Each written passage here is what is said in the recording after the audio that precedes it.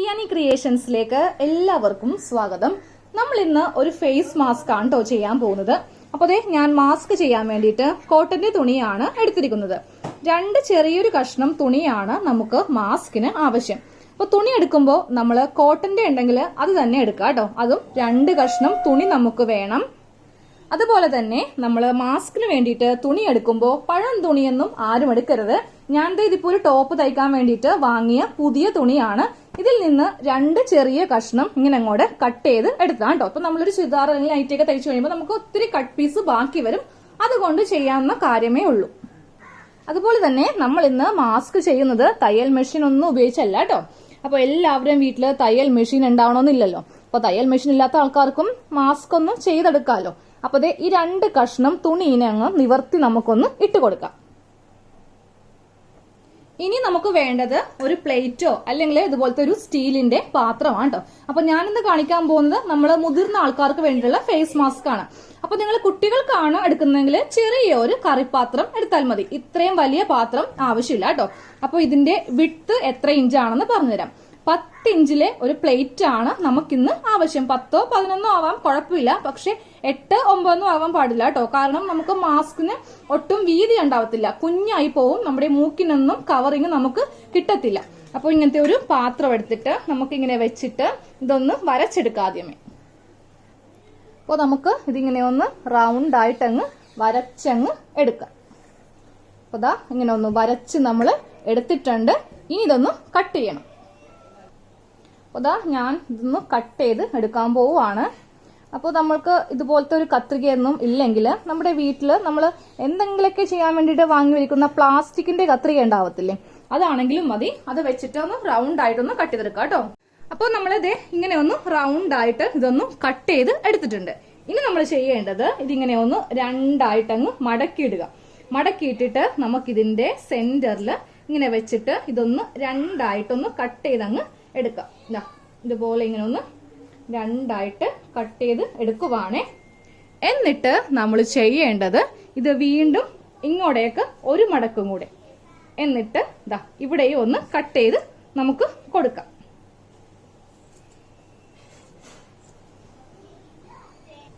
ഇപ്പൊ നമ്മൾ ഇതെല്ലാം ഇങ്ങനെ ഒന്ന് കട്ട് ചെയ്ത് എടുത്തിട്ടുണ്ട്. ഓരോ തുണിയും ഇതുപോലത്തെ ഒരു ഷേപ്പിലങ്ങ് നമ്മൾ കട്ട് ചെയ്തങ്ങ് എടുത്തിട്ടുണ്ട് കേട്ടോ.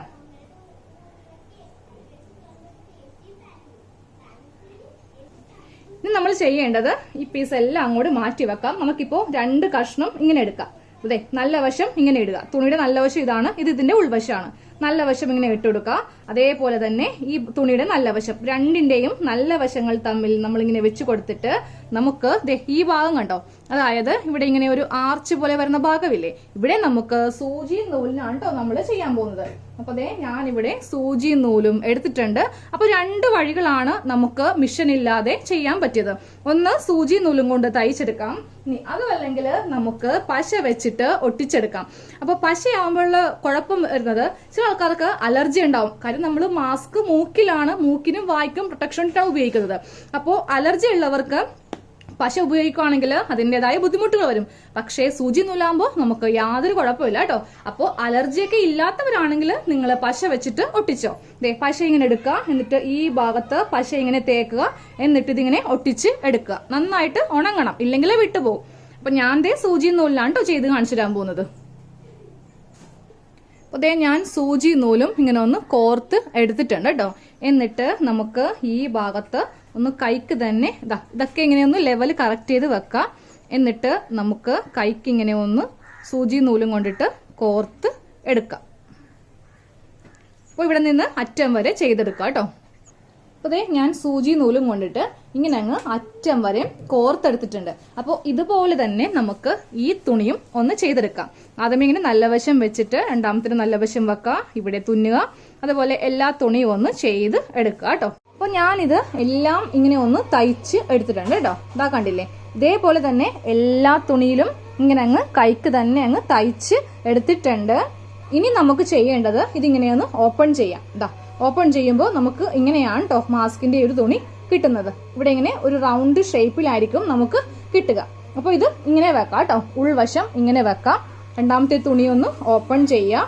എന്നിട്ട് ഈ തുണി ഇതിന്റെ മീതെ ഇങ്ങനെ അങ്ങ് വെച്ച് കൊടുക്കുക. അപ്പൊ നമുക്ക് ഇതിന്റെ അകവും പുറവും നല്ല തുണി ആയി കിട്ടും. ഇതിങ്ങനെ അങ്ങ് ഇരിക്കട്ടെ. അതേപോലെ തന്നെ ഇതും നമുക്കൊന്ന് ഓപ്പൺ ചെയ്യാം. നമുക്ക് ഇങ്ങനെ അങ്ങ് വെച്ച് കൊടുക്കാം കേട്ടോ. അപ്പോൾ ഇവിടെയും നല്ല വശം, ഇവിടെയും നല്ല വശം, അതുപോലെ തന്നെ ഇവിടെയും നല്ല വശം, ഇവിടെയും നല്ല വശം. അപ്പോൾ ഇതിങ്ങനെ വെച്ചു. ഇതിന്റെ മീതെ നമുക്ക് ഇതും അങ്ങ് വെച്ചങ്ങ് കൊടുക്കാം. അപ്പൊ നമുക്ക് 4 ലെയർ ആണ് കേട്ടോ ഈ മാസ്കിന് ഉള്ളത്. ഇനി നമുക്ക് ഇതൊന്ന് തയ്ച്ചെടുക്കാം കേട്ടോ. തയ്ച്ചെടുക്കുമ്പോൾ ഈ ഭാഗത്ത് കുറച്ച് ഗ്യാപ്പ് നമ്മൾ ഇട്ട് കൊടുത്തിട്ട് ഇവിടെ നിന്ന് സ്റ്റാർട്ട് ചെയ്ത് നമുക്ക് ഇവിടെ കൊണ്ടുവന്ന് തയ്യലൊന്ന് നിർത്താം.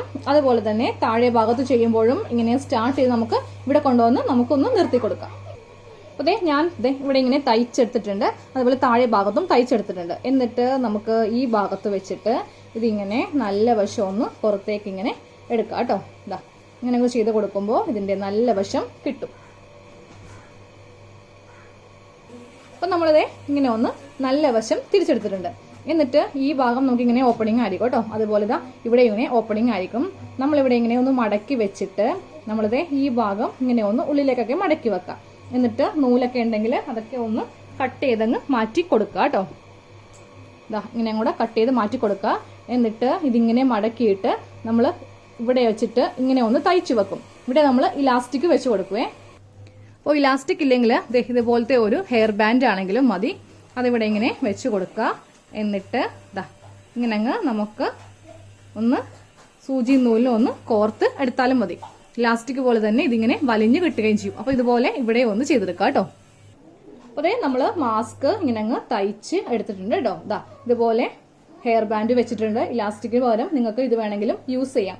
നമ്മൾ ക്ലോത്ത് 4 ക്ലോത്ത് ആണ് വെച്ച് കൊടുത്തിരിക്കുന്നത്. അത്രയും പ്രൊട്ടക്ഷൻ ആണ് കേട്ടോ. ഇപ്പൊ നമ്മൾ N95 മാസ്ക് ഒക്കെ 7 ലെയർ ആണ് വരുന്നത്. അപ്പോൾ ഇത്രയും കട്ടി നമുക്ക് ഇല്ല. ഇത്രയും കട്ടി തുണി വെക്കുവാണെങ്കിൽ നമുക്ക് ശ്വാസം കിട്ടില്ല.